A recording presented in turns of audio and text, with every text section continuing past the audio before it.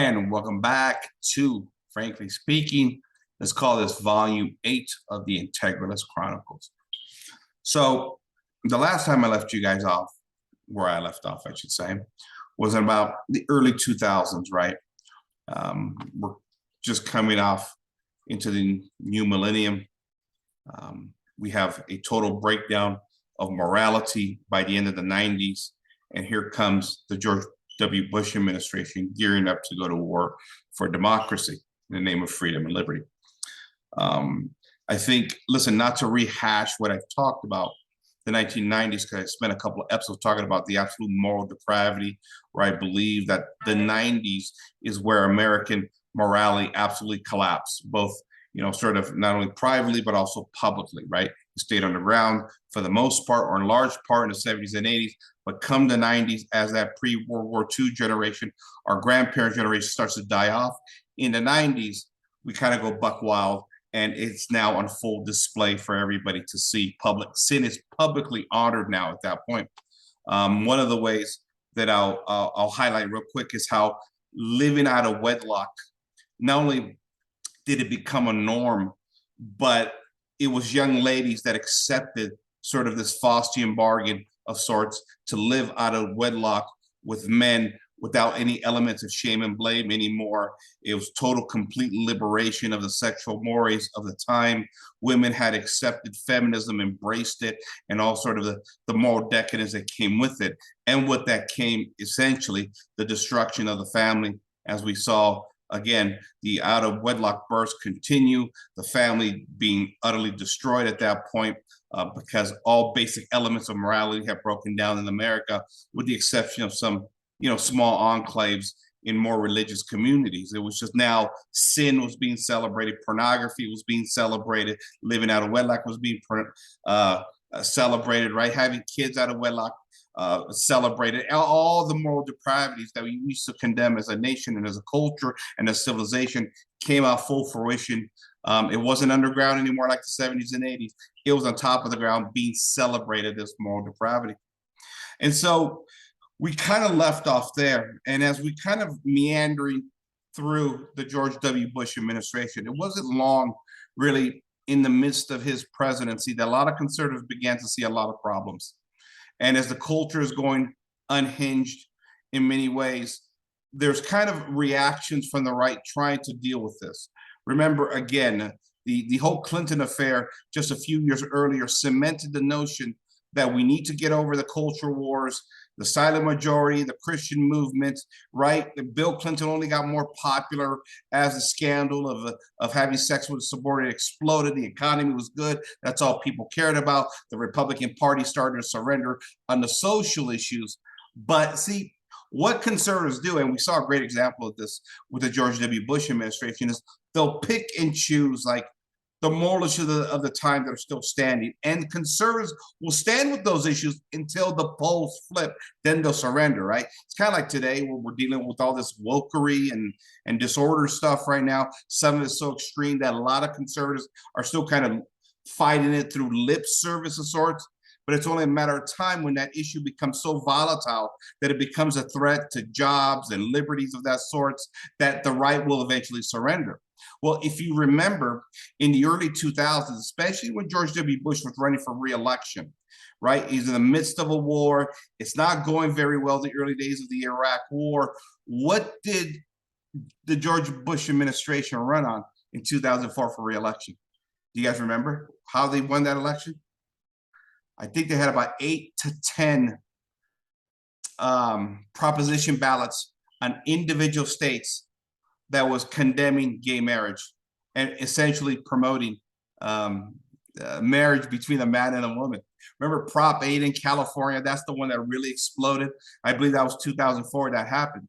And the Republicans took the advantage of the gay marriage issue because it wasn't over the finish line yet in regards to sort of the culture in America being consumed by it and eventually accepting that issue. At the time, that was still a winner for Republicans. Again, Republicans would support a moral issue until the polls turned, right? This is democracy, baby. Yeah, 50+1. And the Republican Party and the conservatives can read polls just as good as the left does. The irony of it all, right?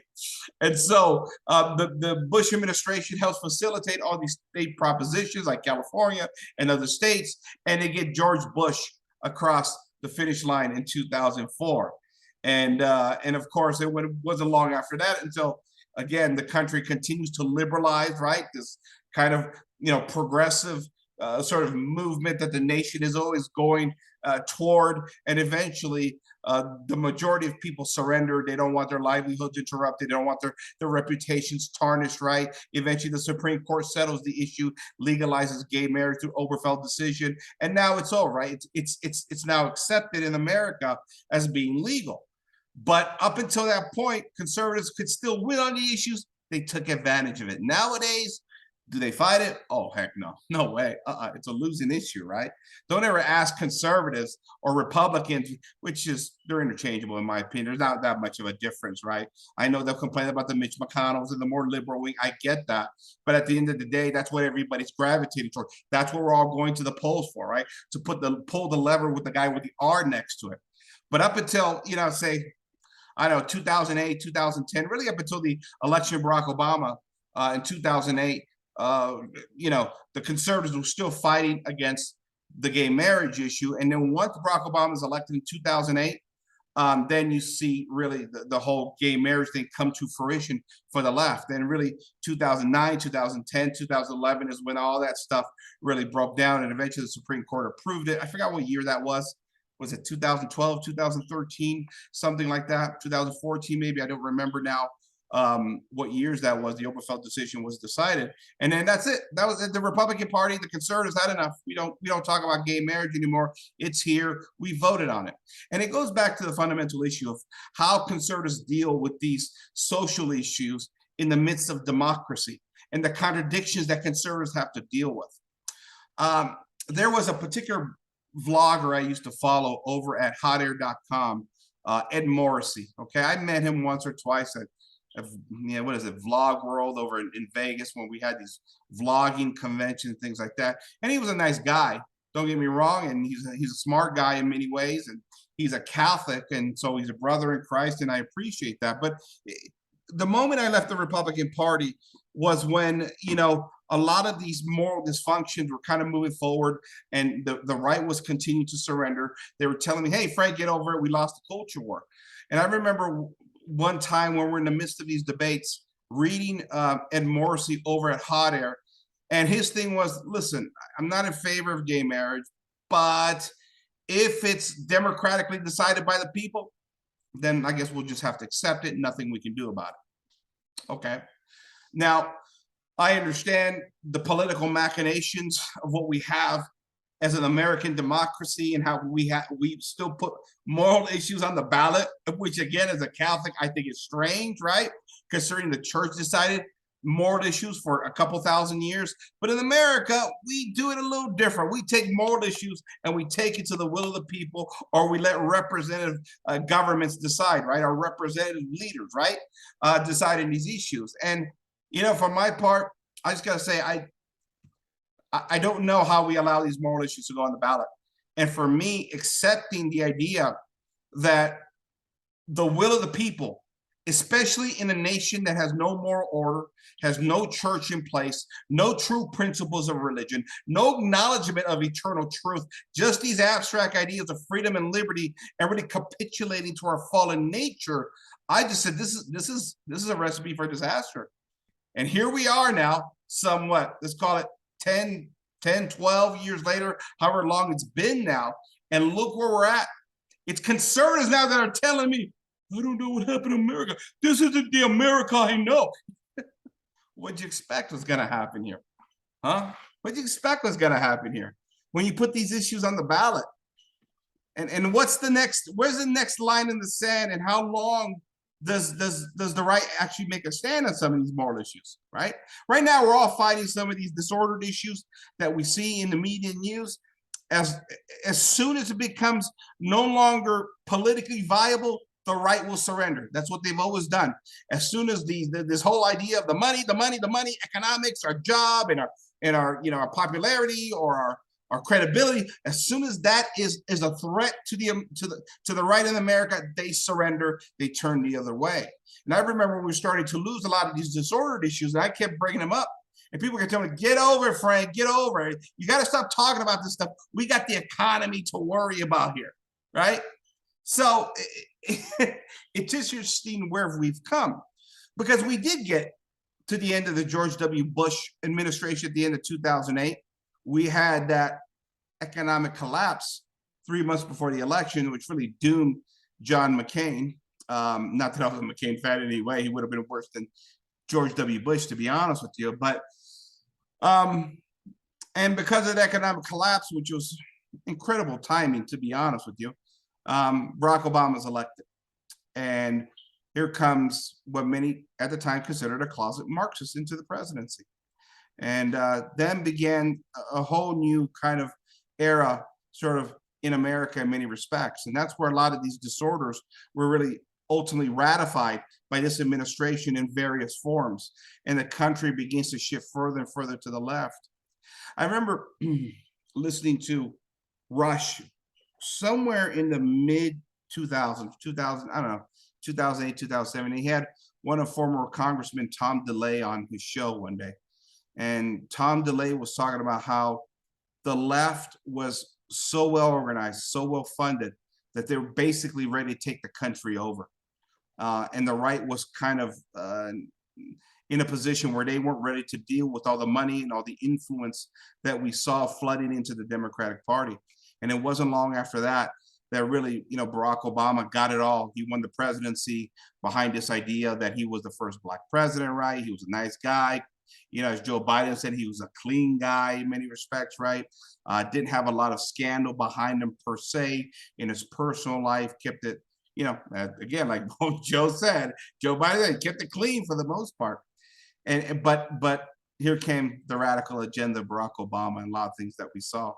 And it was a time where the economy became stagnant. Remember, food stamp rolls increased, I think doubled or tripled or something like that under Barack Obama. The economy kind of became stagnant. It grew, but at a very slow pace almost throughout his entire presidency in many ways, as he attacked many fundamental industries like the car industry. I know we had a few dealerships in town closed down by some of the policies the administration had implemented at that time.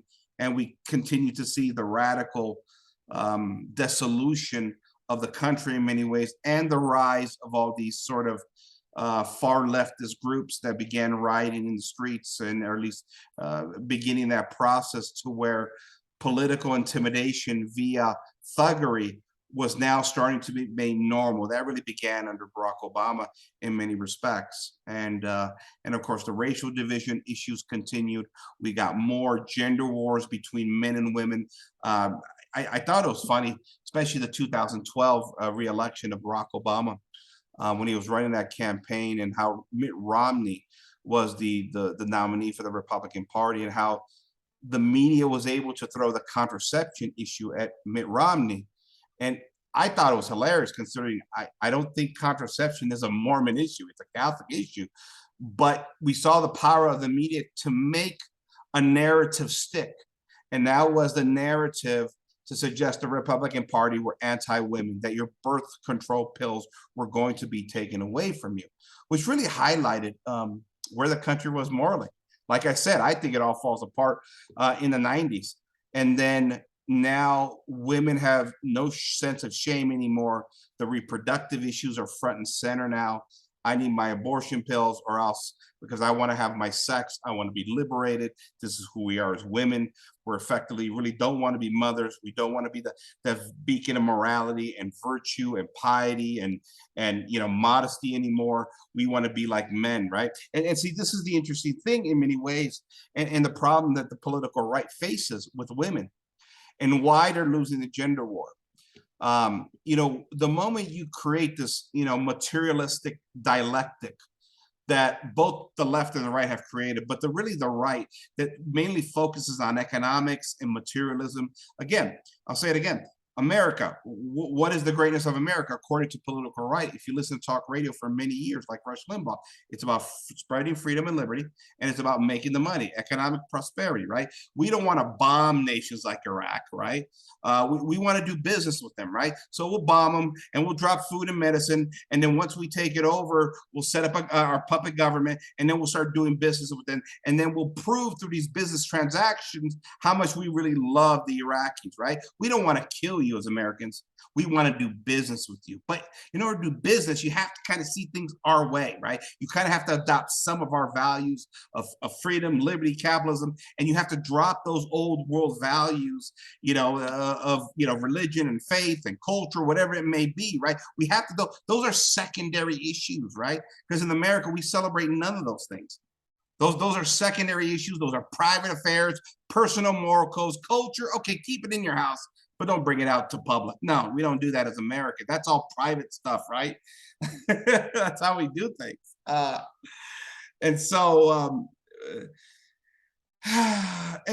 that's kind of the things we began to see at that time. And Barack Obama was in office there for one term. And it was really that moment in history and time that I began to, let me put it this way. My venture into integralism actually began the moment Barack Obama won his re-election in 2012. That was my moment of a great awakening. That's when I realized there's something wrong with this system that we have. Ronald Reagan always said that, at the end of the day, the American people will always make the right choice. Well, here we are. I argue the American people have constantly made the wrong choice for the most part, right? With the exception here, there, an anomaly here and there. And I guess for me, when a closet Marxist can be reelected in the land of the free, then I knew we had problems. The system wasn't working anymore. I mean, this on top of the fact that the country is perpetually going to the left, right? I mean, here's abortion on demand, again, endorsed and ratified at the very top of the government structure, contraception, pornography, all the moral degradation. Like I said so many times before, America has come to endorse, fund, legislate, celebrate, and ship overseas all the moral sins our ancestors condemned throughout history. All of them. America has done all of them. Now, I'm still pleasantly shocked over the overturning of Roe v. Wade. I am. But we all know at the state level, it's going to continue. It's still going to be a nation that condemns abortion. That's still going to be, the baby butcher factories will be still operating 24/7 in those blue states. And I think that was a miraculous event in its own right. And one of the few times that I think as Americans, as conservatives, or those conservative-minded, we could celebrate that something good actually happened. But for the most part, 2012 was my moment where I said there's something wrong with this country, especially because the economy wasn't even really booming under Obama. I mean, we were doing what, 1.2, 1.3 GDP per month? You can't even say the economy was booming. Why was Obama reelected at that time? I don't know. Was it white guilt because he was the first Black president? Possibly. Now, white guilt is a poison throughout this country, without a doubt. But that was the moment I said, there's something wrong here. There's something wrong, because we're coming off 8 years of Bill Clinton, right? That was a total shit show, excuse my language, in regards to the public posturing, the public moral posturing of a president caught in a scandal. Then we got 8 years of George Bush, who's supposedly a conservative Republican, and he doesn't govern as a Republican. I mean, what did we have at the end of the George W. Bush administration? A war and a bigger government educational program? Is that what we got? What conservative notions did he pass? Okay, tax cuts. Okay, big deal, right? And it goes back to the point I was making earlier. I forgot my train of thought here, but to go back earlier, the conundrum that conservatives have with women. You create this, again, materialistic dialectic. You tell people it's all about the money, but then how do you tell women in a society that only focus on the material that they need to stay home and make babies and raise babies?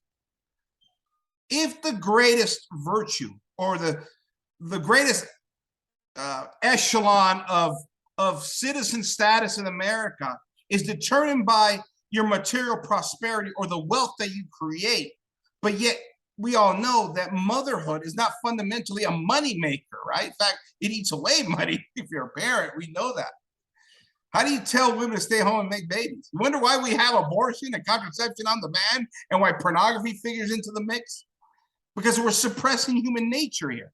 Because we got this materialistic dialectic that tells everybody the greatest worth in this world, in this life, is making the money in America. We've separated the spiritual, we separated the culture, we privatized that, right? You can believe if you are, fine.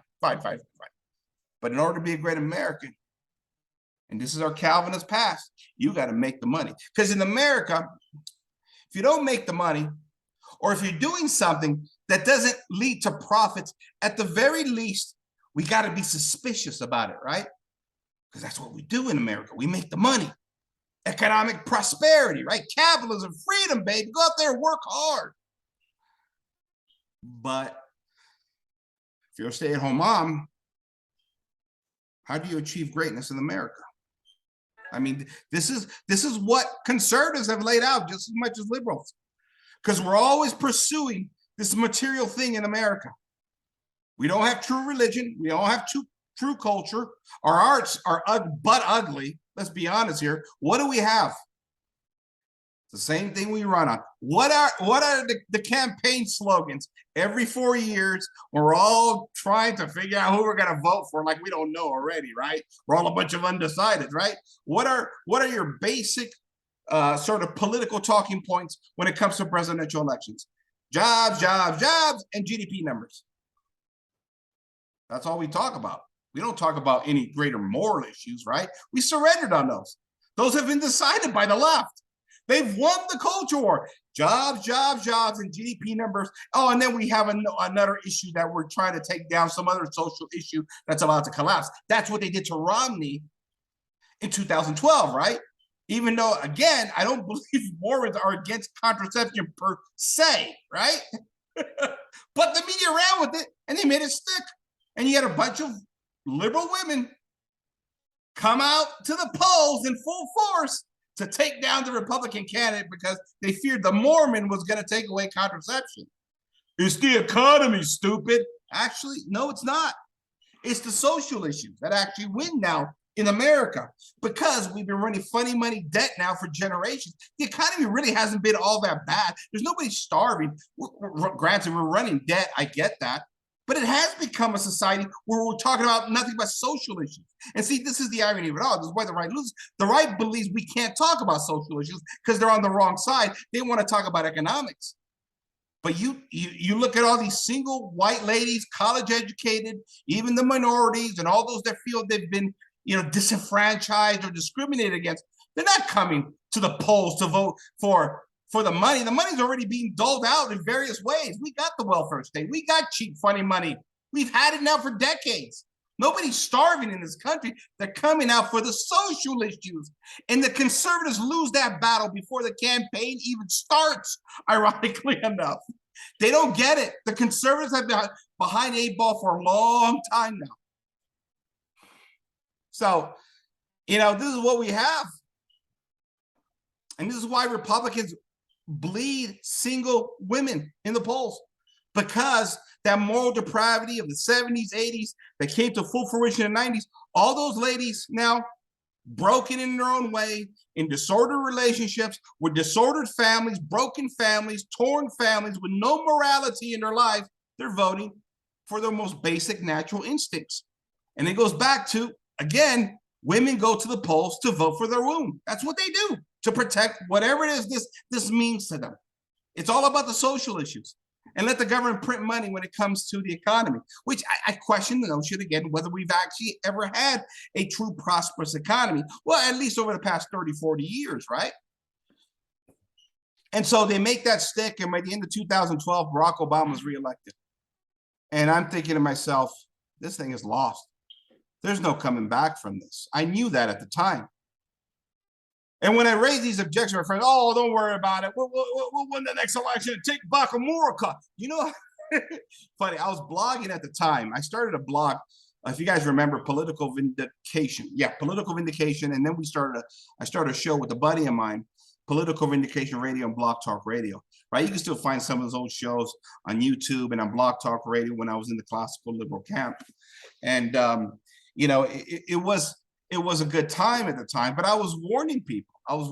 What's coming down the pipe, especially on the moral issues. And the right never wanted to acknowledge this problem. It was always about the economics. And we saw really Obama take the advantage of those issues and ultimately win and shift the country radically. I do believe there was a radical shift in America because of his presidency in a lot of ways. There was a lot of things done really at the lower level of politics, especially in the darker night when most Americans were sleeping, things that were passed. They controlled the House, they controlled the Senate for a while there, and they were doing everything they wanted really for the most part. And they cemented, again, what we now call the deep state in DC. And that's why when Trump gets into power, finally, when there's this pushback finally by the American electorate, in many ways, Donald Trump he had his hands tied. It showed you the power of our political system, this leftist political system, I should say, that really fundamentally controls us. And here we are now in 2022, and we're all wondering what happened to America. And it gets back to the point again that I was making.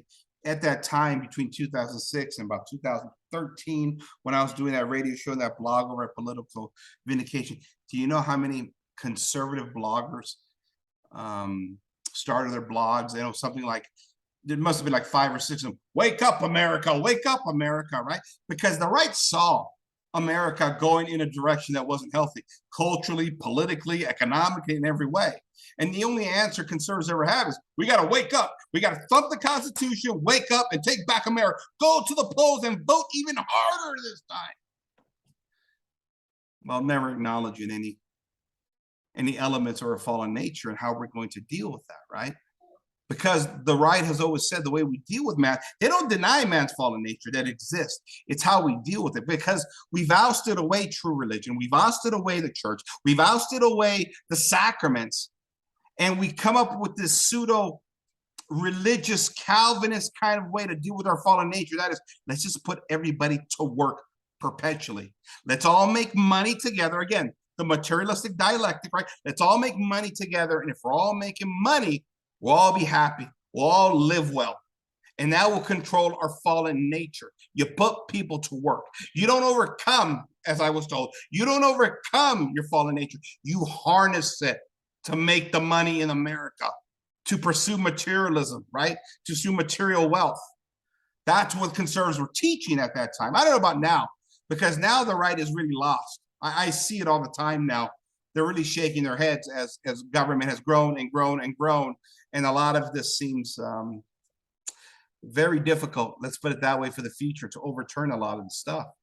And it's a global thing now. It's a new global order, whatever you want to call it. It's in Europe, it's in Asia, it's everywhere. It's in America, it's in South America. And this thing is growing beyond leaps and bounds. And the whole idea of self-autonomy and self-governance, all that, it's fading by the minute in America and really throughout post-Enlightenment society. The problem the right has is that their utopian ideals of the founding, they're not tenable anymore. They're not tenable. They're broken. Now, we can debate when it broke, right? Some will say the Civil War. Some will say, Woodrow Wilson. Some will say FDR. Some will say the 1960s, right? We can debate that. But I think it's pretty clear that the American system of government has some serious issues that have been altered from its founding intentions, right? And for the right, they'll say, well, the founding fathers never intended this. Okay, fine. That still doesn't change anything, right? Where was the poison pill implemented by the founding fathers? I get it. They may not agree with a lot of this. I still believe they were far leftists, in my opinion, in that classical liberal spirit. But how do you completely exonerate them when they gave us a system that, for the most part, collapsed pretty quickly? Let's be honest. I mean, listen, Timothy Gordon over at Rules for Retrograde argues, okay, it all worked until the Civil War.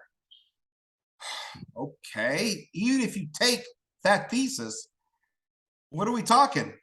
70, 75, maybe 80 years? The country lasted under the virtuous intentions of the founding fathers? It's nothing. It's nothing. You see the mess we have here? But we have these utopian visions. We've been given these utopian stories of the past, the way it was supposed to be. And that's all we can really work with now, and hope for our best, cross our fingers while we prosper ourselves, prostitute ourselves to our friends and to our families. Please, please vote conservative. Please vote for the Republican, or my life is going to be destroyed. That's essentially what it is. The level of prostitution in this political system, to me, it's just amazing to me. I'm just amazed. You know, it goes back to the notion I said, conservatives like to boast about the idea of self-autonomy and self-governance. My vote matters for something. And yet my entire life that I've gone to the polls, and I have voted, and I still do vote, my neighbor to my left, my neighbor to my right, my neighbor across the street, go to the polls and cancel my vote. Can I truly say that my vote counts? Do I have self-autonomy? Because everything I've ever loved, everything that I've ever cherished, everything that I've ever held sacred in my life has been destroyed under the prism of democracy. When my neighbors going to the polls on the same day that I go to the polls to outvote me, to gang up on me like a mob, and to overthrow my values. Tell me about the self-governance thing. I have no idea what it is. And I worked the political system. I was in that camp campaigning. I was on Blog Talk Radio. I had my blog. I was getting it out to friends, family, neighbors, everything. For many years I was a classical liberal camp. Right? Because conservatives say, we got to fight, we got to fight, we got to fight. But many conservatives have been fighting for a long time. When do the victories start coming in? When do we turn America around? Let me give you this notion, the founding principles, the greatest things ever. When do we get back to those founding principles? Because we've been going to the far left since the founding. Let's be honest here. At some point, realism has to kick in. Rush always used to talk about, he's in Realville. He's Mr. Realville. Well, I'm Mr. Realville. When do we actually win this battle? When are we not governed by a bunch of far leftists? Is self-governance even real? Is self-governance even possible? I don't know. I don't know if it is. Especially in a secular society that doesn't acknowledge true faith and true religion, and that's pluralistic. I may be in favor of democracy in a homogenous culture. I could see that working, right? In a way, I think it's still problematic. But in a pluralistic society where we all have different values, different religions, different cultures, different standards, different morals, I'm going to hand over that power to people who don't agree with what I believe in, and we call this freedom and liberty in America? Come on, guys. Tell me where I'm wrong. Tell me. If you guys can convince me, I'm open-minded. I was on your side. I'm on the Integralist side now. I'm trying to figure out just like you guys. But you guys have never had answers for any of these problems. And simply saying we got to vote even harder next time, it's not an answer anymore. I'm sorry, it's not. We get to 2012, Barack Obama wins the presidency, the country changes radically after that. I mean, don't get me wrong, it was always changing to the left. But how does a closet Marxist, and this is the case conservatives made, that he was a closet Marxist. How does a closet Marxist in the land of freedom and liberty win a re-election? I understood the first election, right? The wave of emotion, right? We had a bad economy, the first black president, they played that one up, right? We're gonna make history, right? You get a bunch of teeny boppers, 18, 19-year-olds, just out of college, right? Who can't tell the difference between, the hole in the front of the face and the one behind the rear end. I get it. But he won re-election? And then we're supposed to tell ourselves what? The American people, when push comes to shove, will always make the right choice. No, there's no evidence of that at all. What we've seen time and time and time again under this prism of freedom, liberty, democracy, the right to self-determination is the American people consistently make the wrong choice. From Woodrow Wilson to FDR to Jimmy Carter to Bill Clinton to Barack Obama and now Joe Biden. The American people always make the wrong choice in the name of democracy. There you have it, ladies and gentlemen. This is Frank signing off for Frankly Speaking. Good night, everybody.